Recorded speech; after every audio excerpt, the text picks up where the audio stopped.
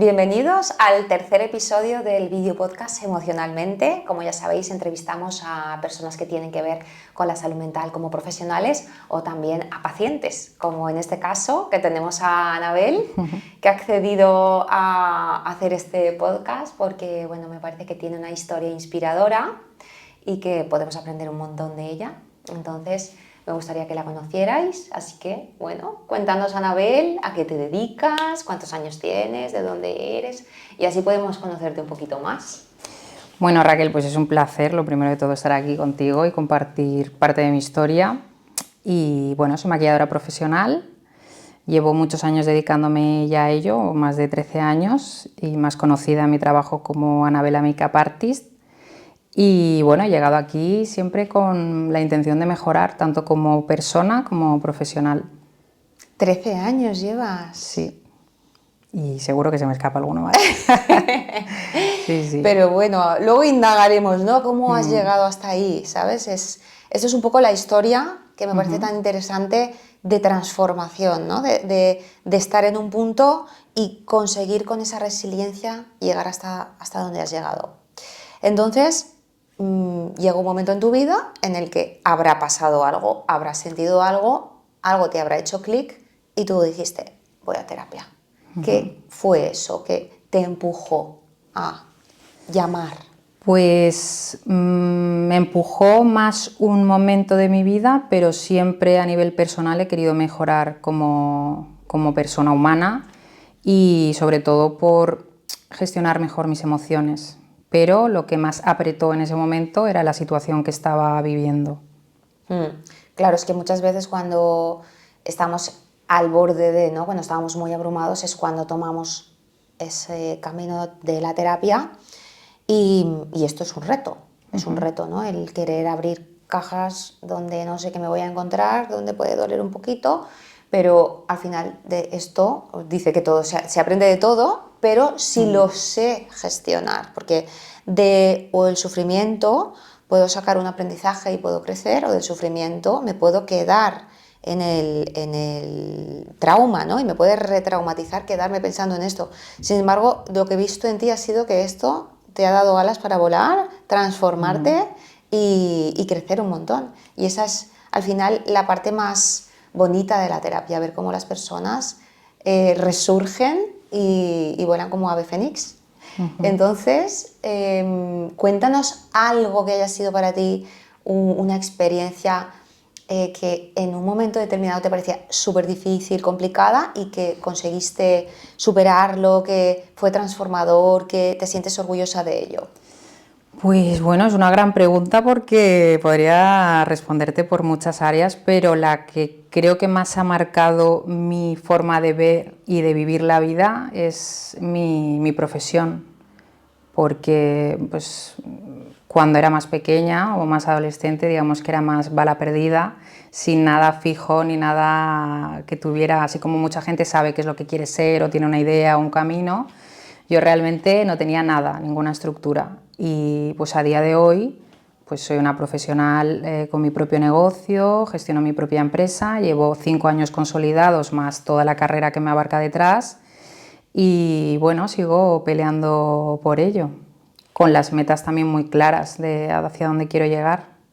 Claro, entonces aquí es donde digo yo, ¿no? ¿Qué experiencia el tener una adolescencia donde no sé hacia dónde dirigirme, no sé qué me gusta, no sé qué estudiar, no sé cómo iban las notas? Si quieres hablarnos un poquito de eso. Fatal.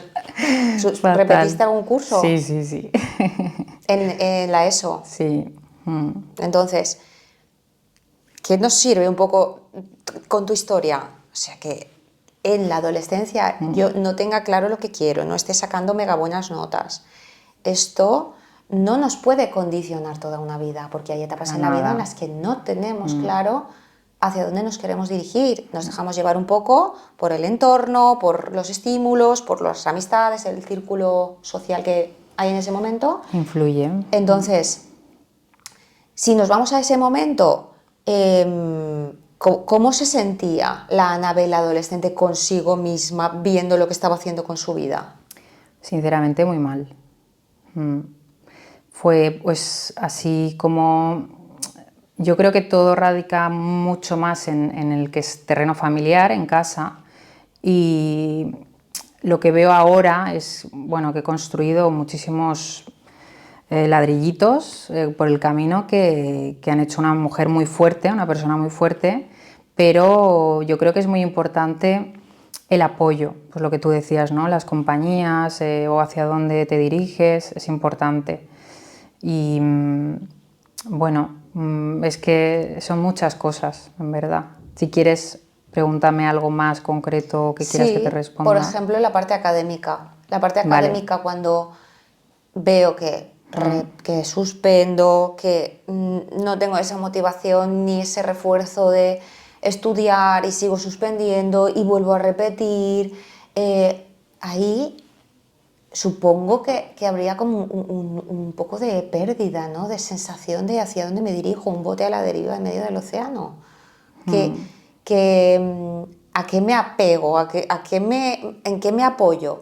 Entonces, como adolescente, si me puedes hablar como tú, adolescente de aquel momento, ¿qué te sirvió a ti en aquel momento para un poco ir navegando en ese mundo donde tú te sentías tan perdida?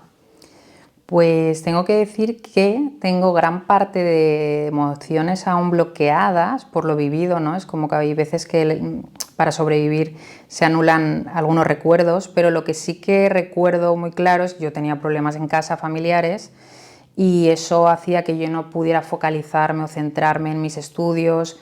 Realmente no sacaba malas notas porque fuera una persona no inteligente, sino porque no prestaba atención y en vez de poder pensar en estudiar o concentrarme, mi mente pues se iba como a sobrevivir, ¿no? A salir de esa emoción familiar y entonces no podía centrarme en los estudios, ni siquiera saber quién era yo, ¿sabes? Entonces, ¿cómo me sentía? Pues muy perdida. Pero tenía algo bueno que eran mis amistades de ese momento, una persona que realmente acompañaba, o sea, me acompaña muchos años y yo creo que gracias a ello, una persona que tener al lado más estable emocionalmente, con una vida mucho más normal, ¿no? En la sociedad, normal pues donde no hay chillidos, donde realmente no hay un maltrato psicológico, eso hace pues que digamos que sostenga más o te quieras ir hacia ese lado, ¿no? A lo que no conoces pero sabes que va bien. Un referente que te sirvió para ver lo que era normal y saludable. Porque cuando Exacto. yo no tengo referentes, normalizo lo que vivo. Y por eso hay muchas veces que normalizo relaciones de pareja que a lo mejor no son lo más saludables posible porque No me he conoces. acostumbrado a ese tipo de relaciones. Entonces, es tan importante el que podamos identificar. ¿Qué pasa? Que esto lo podemos hacer si nos formamos, si leemos, si vamos a terapia y aprendemos qué es una relación saludable y qué no lo es. Porque de base tú vas a pensar que lo que tú haces es lo normal. Sí. Y hay veces que hay que autoconfrontarse y decir, a ver, si esto que estoy haciendo yo no es tan saludable, pero es lo que tú has aprendido y es en lo que te sientes cómoda. Entonces hay veces que nos metemos en relaciones que son dolorosas, pero cómodas. Fíjate qué incongruencia. Yo sufro aquí, pero me siento cómoda porque estoy acostumbrada a estar en este rol. Y esto es lo que Exacto. nos pasa muchas veces en las relaciones, que no entendemos por qué seguimos ahí. Pues probablemente sea el reflejo o la sombra de un viejo rol en casa. Entonces, que podamos verlo es el primer paso hacia la búsqueda de esos vínculos, esas relaciones saludables de las que estás hablando. Entonces me parece pues una pasada que pudieras dejarte guiar, ¿no? Y verlo, que por ahí sí y por ahí no, y tener eso como guía. Entonces, con todo esto que me estás contando, al final es como que si te pudieras definir en una palabra, que sé que es difícil, ¿qué palabra utilizarías para definirte a ti misma? Pues siempre lo he tenido claro, pero no me quedaría solo con una, ¿sabes? Pero luchadora segurísimo por la vida que me ha tocado vivir y sobre todo también una persona resiliente. Yo creo que esas dos me definen muchísimo. No me podría quedar con una sola porque yo creo que las dos se acompañan de la mano, pero sí, me siento completamente dentro de esas palabras. Y es que la palabra resiliencia se oye mucho, ¿no? Y se habla mucho. ¿Qué pasa? Que cuando, pues lo que estábamos comentando antes, cuando a alguien le pasa algo, si nos quedamos, yo digo que hay dos maneras de afrontar un problema, o pensando en el problema o pensando en las soluciones. ¿Y qué pasa? Que muchas veces nos enroscamos y nos quedamos enganchadas en el problema. ¿Y por qué me ha pasado a mí? Y esto debería de haber sido de otra manera. ¿Y qué hubiera pasado si yo hubiera hecho no sé qué? Y creamos todo un mundo paralelo de ideas que no han existido, solo existen en mi cabeza, que hace que no me pueda concentrar en mi presente, en mis estudios, en mi futuro. Y ahí me quedo. Pero esto no lo estoy haciendo yo porque sea débil. Esto lo estoy haciendo yo porque mi sistema nervioso está en alerta. ¿Qué pasa? Que cuando yo no me siento segura, cuando yo no tengo un entorno seguro, mi sistema nervioso, el simpático, que es el que se ocupa de defenderme, el que está en alerta, está hiperactivado. Entonces estoy como alerta, a la defensiva. ¿Y qué nos pasa en el cerebro? Que disminuye nuestra capacidad atencional y disminuye nuestra capacidad de memoria. Por eso cuando vemos niños, muchas veces dicen, este tiene TDAH. Bueno, tenemos que ver si es TDAH o es que ese niño ha vivido una situación que le ha podido generar todo eso que le hace que no se pueda concentrar. Entonces tenemos que tener un poco de cuidado porque hay estudios que demuestran que realmente hay un déficit atencional y hay un déficit de memoria y déficit más cognitivo cuando hay situaciones que no son seguras. Entonces, cuando mi sistema está tan activado, yo lo que pienso es en sobrevivir. No estoy pensando en mi futuro, en estudiar, sino en sobrevivir. Y luego, por otra parte, está el sistema parasimpático, que es el de la calma. Entonces, el simpático y el parasimpático son incompatibles. Cuando uno se activa, el otro se desactiva. Si yo estoy todo el rato en simpático, en activo, en defensa, ¿yo qué voy a estudiar ahí? Esto es como si viene una serpiente y me pongo a estudiar matemáticas. No, me tengo que ir corriendo porque esa serpiente no sé si es venenosa. ¿Cómo va a estudiar un cerebro cuando se siente amenazado? Entonces tenemos que contextualizar también que hay veces que no hemos llegado académicamente a lugares, pero por eso, como tú decías, no porque no pudieras, sino porque tu cerebro no estaba en esas, pero porque quería que sobrevivieras. Entonces, el no quedarte con esa historia, no identificarte con el no puedo, sino que trascendiste esta etiqueta y dijiste, sí que puedo. Entonces, esa parte, ¿cuándo sucedió? Cuando dijiste, voy a hacerlo. Pues yo creo que no fue realmente algo que fuera fue ayer y mañana, o sea, ya es todo cambia. Fueron bastantes años del proceso, pero todo radicó en que yo sentía que llevaba una mochila muy pesada detrás, que cargaba desde pequeñita, y esto pasó pues a lo mejor a los 21 años, 21, 22, tomé decisiones muy duras para mí, en las que eso me llevó a que toda, ¿cómo se puede decir? El cajón de... el cajón de... Lo puedes decir si quieres. Cajón de mierda, pues que saliera, y ahí empezó un cambio muy significativo en mi vida, pero todo para bien, aunque a día de hoy diga todo para bien, ahí hay muchas lágrimas, mucho dolor y mucha frustración, porque cuando hay dolor no ves que haya una salida, cuando hay dolor solo ves oscuridad, y esa oscuridad, yo que soy de atravesar el dolor, que prefiero sufrirlo, sentirlo y pa'lante, piensas muchas cosas que se te pasan por la cabeza que pues no son nada buenas, pero igual que me pasa a mí y mucha gente pueda pensar, jolín, esta tía es profesional, tiene su propia empresa, lleva muchos años trabajando de lo suyo, que me dicen muchas cosas buenas la gente y bonitas, pero que también soy una persona humana con una historia detrás, y que igual que yo me he podido sentir en un momento de depresión o con mucho dolor, es lo que tú decías, tú te puedes quedar pensando en los problemas o puedes tomar una iniciativa para ir aliviando los problemas. Yo contigo he aprendido que llevo muchos años haciendo terapia, pero contigo he aprendido una cosa que es como, me acuerdo que en una sesión me dijiste, a ver, Anabel, o seguimos haciendo apagafuegos en cada sesión que vienes, porque yo era como, venía muy puntual, en plan, oye, ahora me pasa esto, qué problemón, a mí me pasa lo otro, y era como, me iba de aquí, en plan, genial. Pero sabía que me iba a volver a pasar algo dentro de poco tiempo, y así es, porque en la vida pasan muchísimas cosas, pero cuando hay que realmente atacar al dolor, ¿no? O poder gestionarlo, llevarlo de manera mucho más sostenible, a largo plazo, no a cortos plazos, yo sentí que a mí la terapia contigo me ayudó mucho, porque me hizo un cambio en mi persona, en mi interior, en poner todas las cartas sobre la mesa y en ir quitando algunas porque ya no hacían falta.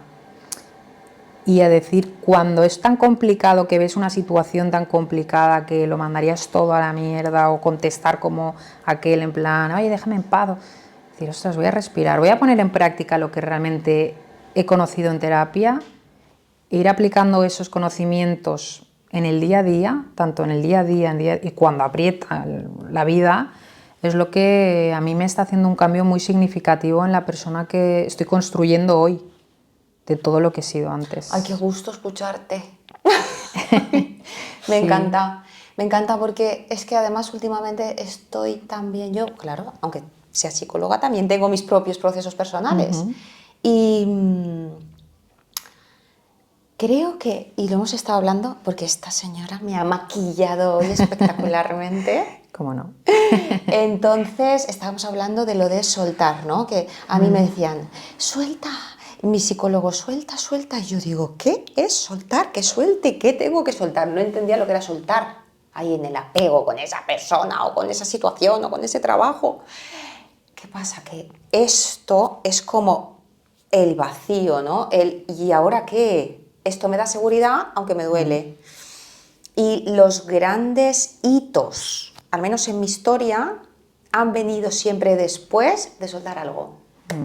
Totalmente. Entonces me parece, esto es un poco en lo que estoy estos últimos días, ¿no? Reflexionando y tal, y digo, fíjate qué curioso que siempre pensamos en las cosas que vienen. ¡Ay, qué bien esto! ¡Ay, qué bien he conocido a no sé quién! ¡Ay, qué bien que he conseguido este trabajo! ¡Ay, qué bien! Y sí, es una satisfacción, pero el soltar algo que ya no corresponde con esa etapa vital, ¡oh, my God! Eso sí que es, me he quedado a gusto, con mucho dolor, pero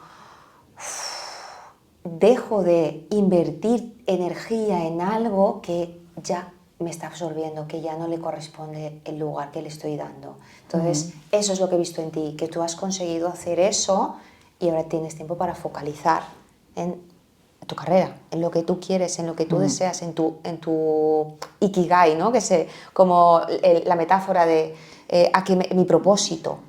Sí. Me parece como muy inspirador el ver cómo has ido soltando tantas cosas y convertirte en la persona que eres. Entonces, el mensaje, ¿no?, que transmite tu historia, ¿a quién te dirigirías? Si tuvieras que elegir a una etapa adolescente, a una etapa un poco más madura, a una persona que se encuentra en una situación que no sabe si soltar o no soltar, ¿qué podrías decir? ¿Qué consejo podrías dar? Pues esto me resulta muy curioso porque la gente, cuando hablas con ella, es muy de, ay, si yo volviera a los 15, uy, si yo cogiera a los 20, si yo cogiera... Pues yo siempre respondo lo mismo. Ahora, yo no volvería atrás, porque cuando tenía 15 estaba muy desestructurada, sin rumbo, sufriendo. A los 20 igual, a los 25 todavía me quedaba muchísimo por ver, descubrir, sufrir. Y a día de hoy, aunque la vida no está solventada, porque nunca hay una seguridad ni una fianza de a esta edad lo vas a tener todo, porque siempre hay algo que nunca acaba de encajar o de llegar o de ser, pero ahora, por cómo me he construido, aunque no sea el mejor momento vital para mí, pero lo seguiría escogiendo, me seguiría escogiendo ahora.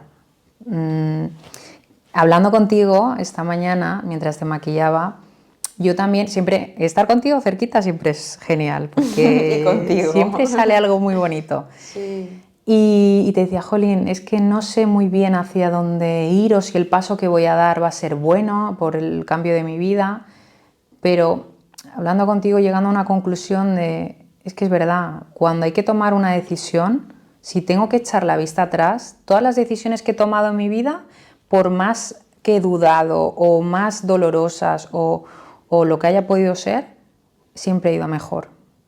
Entonces, qué importante cuando a veces no quieres soltar una relación, ¿no? Porque llevas muchos años con esa persona y quieres quedarte a gustito, ¿no? Lo que tú dices, conozco esto aunque sé que no estoy bien, o este trabajo que realmente me está amargando la vida, pero como no sé hacia dónde ir, me quedo aquí, o muchas cosas así similares. Entonces, claro, si tú te das cuenta de que por ahí no te cuadran las cosas y te atreves, esa confianza en el proceso, el decir, oye, pues mira, confío en esta sensación que tengo yo en el cuerpo que aquí me está diciendo que por aquí no es, y salto al vacío, porque parece el Total, vacío literal. absoluto, Sí, sí. y me voy a caer y me voy a meter una hostia que no veas, y de repente te encuentras con otra cosa que dices, uy, si esto es la siguiente pantalla del videojuego. Y yo la vida la veo como pantallitas de videojuego con monstruo final. Y el monstruo Sí. final es el que dices, hostia, que me cago, pero dices, pa'lante. Y llegas a la siguiente pantalla y dices, ¡buah! Y ahora estamos debajo del mar. A mí me recuerda a un videojuego que tenía de pequeña de Sega, que ibas pasando por escenarios y cuando llegaba al mar flipaba porque era como que había pasado ya muchos. Pues es esa sensación de decir, ¡buah! Estoy en el mar. Y luego a lo mejor, a saber lo que viene, a lo mejor viene un volcán, a lo mejor viene un pico de una montaña. Y qué bonito ir pasando por pantallas, no quedarme estancada Sí. con sentimientos desagradables. No estamos hablando de que pasar pantallas sea una emoción agradable, pero Muy la fácil. sensación que hay detrás, la Exacto. satisfacción, el bienestar, eso es la felicidad serena, no la felicidad en pico.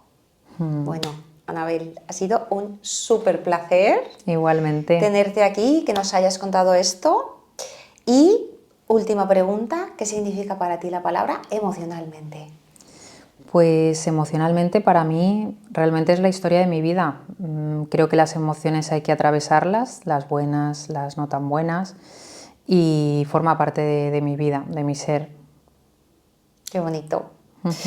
Bueno, pues nos despedimos de este video podcast con Anabel. Esperamos que hayáis aprendido muchísimo, que hayáis disfrutado y nos vemos en el próximo. Chao.